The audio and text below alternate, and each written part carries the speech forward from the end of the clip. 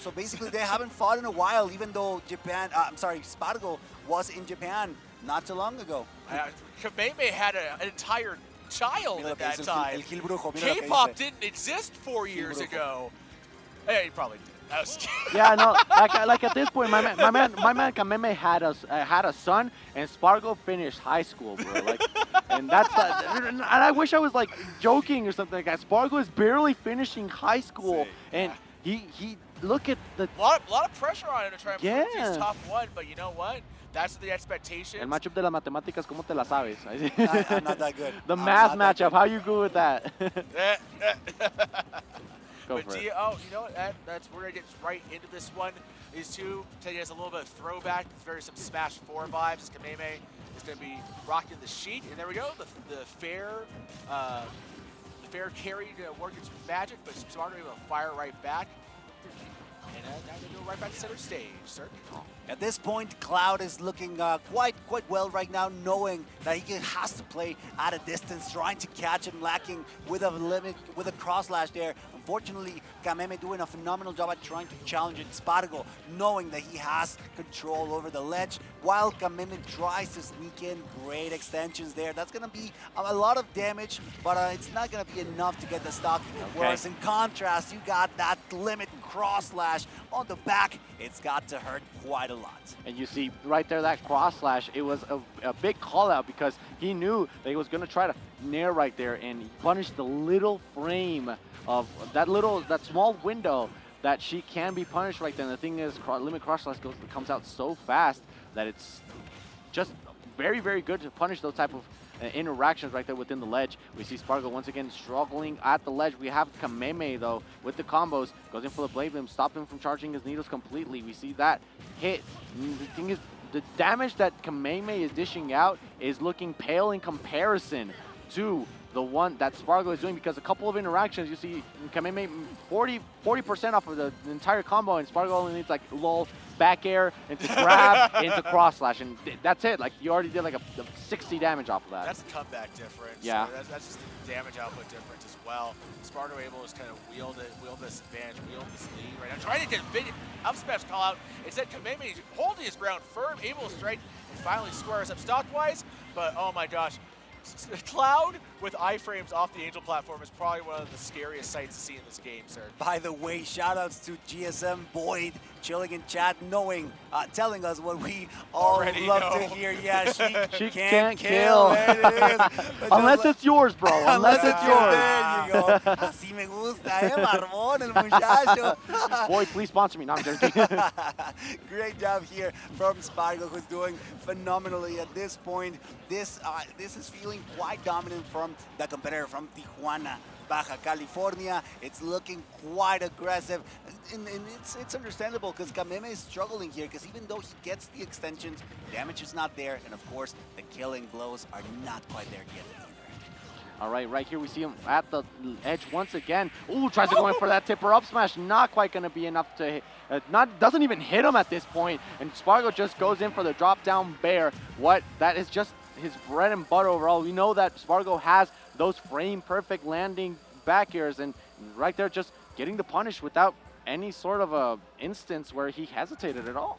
The option coverage is that Spargo gets to deploy basically when he's hitting shield, when he's spacing on shield, even when he's whiffing.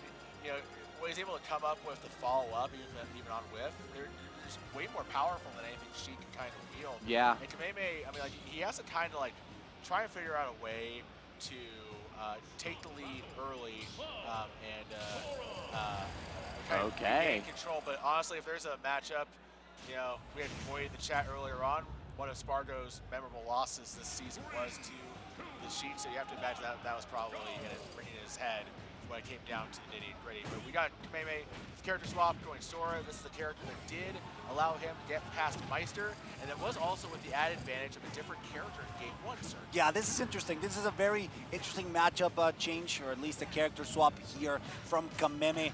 We don't have a lot of results here with the Sora, but listen, limit is not there. The stock is absolutely demolished by the Japanese player, knowing that challenging Spargo off stage, specifically with his Cloud, can be impending doom for Cloud Strife. And you see right here, he's doing what he needs to with the change right here. He noticed that, you know what was I missing? Firepower, yeah, that's basically it. Even though Sheik can possibly edge guard on the same level as Sora right here, but Spargo was just simply saying, you know what, you want to edge guard me? What if I don't go off stage at all? What if I simply dominate you with even bigger hitboxes, with better instances where I'm plus, and not only that, but my movement. Even though Sheik's movement is very, very nice, he was just completely outclassed. This is why it seems like he's going for another set of tools that are going to work for him a little bit better, because look at what we're seeing right here. Kameme just playing with him, juggling him, no hesitation at all in order to throw those options out.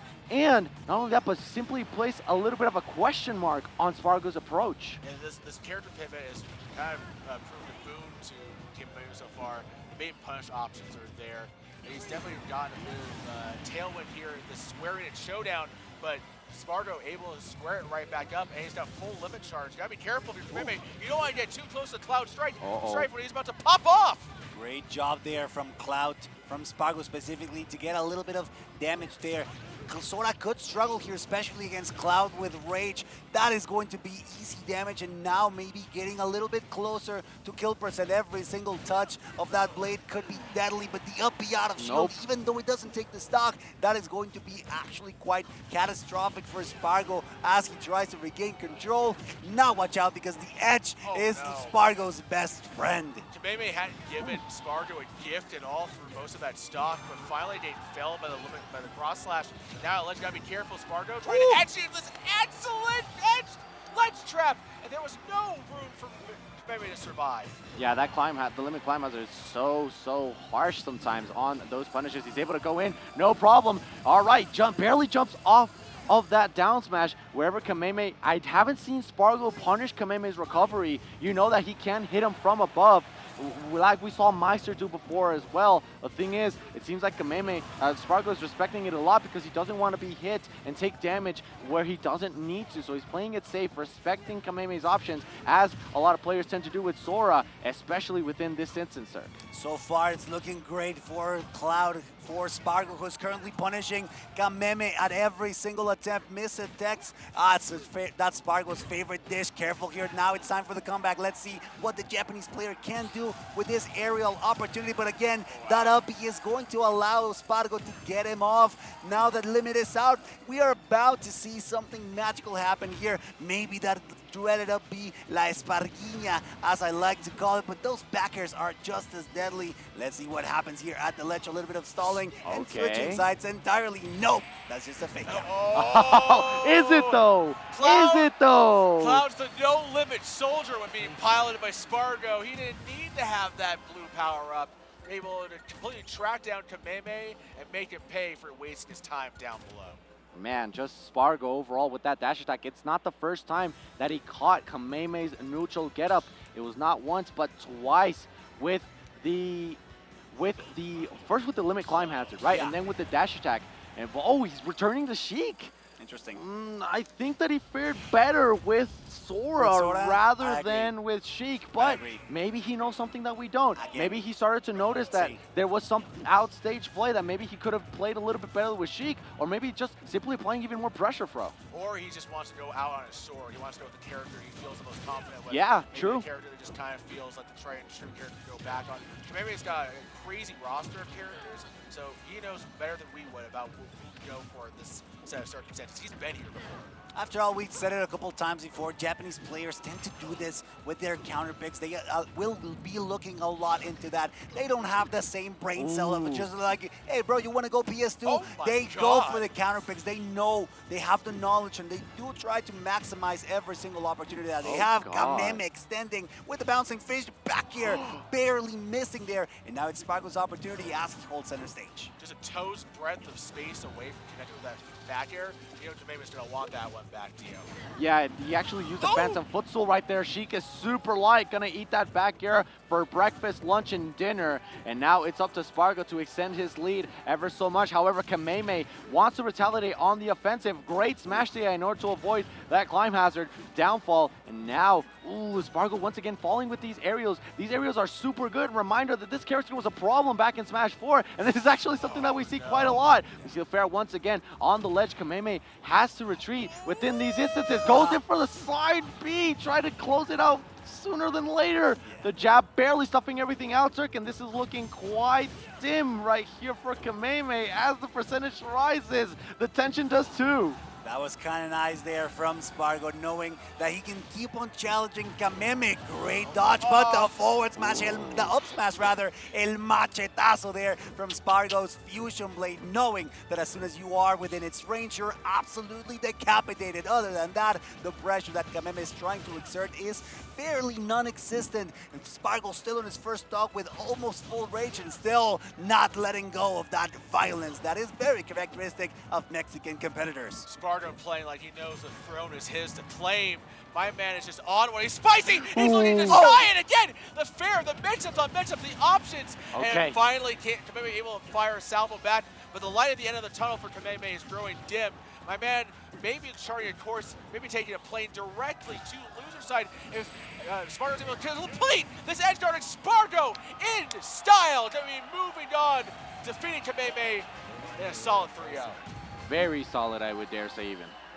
That's right, that's right. We hope that you enjoyed this match. We hope that you enjoyed our commentary as well. We're going to be stepping off rather soon, but I know that you are still just as excited as we are to determine, to find out what's gonna happen with these competitors as we reach the last instances, the couple last sets. My name is Cirque. It's been a pleasure. Fro, Dio, you guys are absolute wonderful commentators, and I know that Spargo will be enjoying this this replay if he ever gets to watch it. Please, please keep enjoying what we're doing. Bro, it's just like sometimes I find the attitudes that these players have very complexing, because after a victory like that against Kameme, you generally like, okay, you know what, I'm gonna pop off a little bit, and Spargo says, you know what, just another day in the books. Act like you've been there. Yeah. Sometimes you've been there, like done Light that. said. Listen, Spargo has high goals. He has high aspirations. Yeah. He wants to be the best in the world. He is.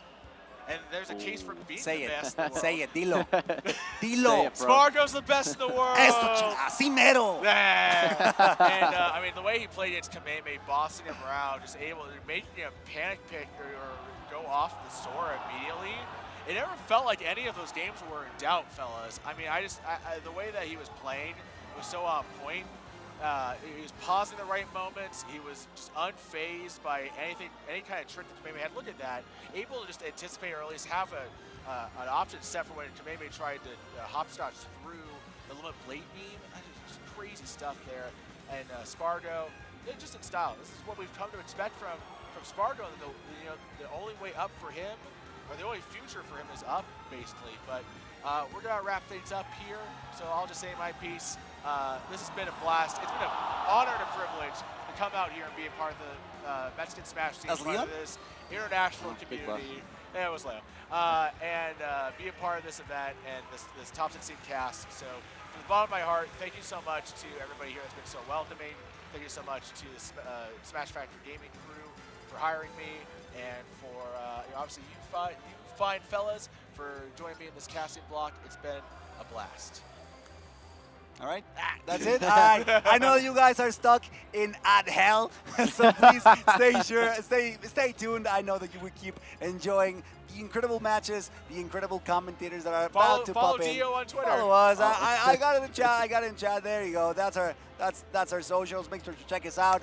We're out. Cirque, Dio, Fro. It's been an absolute pleasure. See you guys soon. Bye. Don't go anywhere. Stay here. Or don't.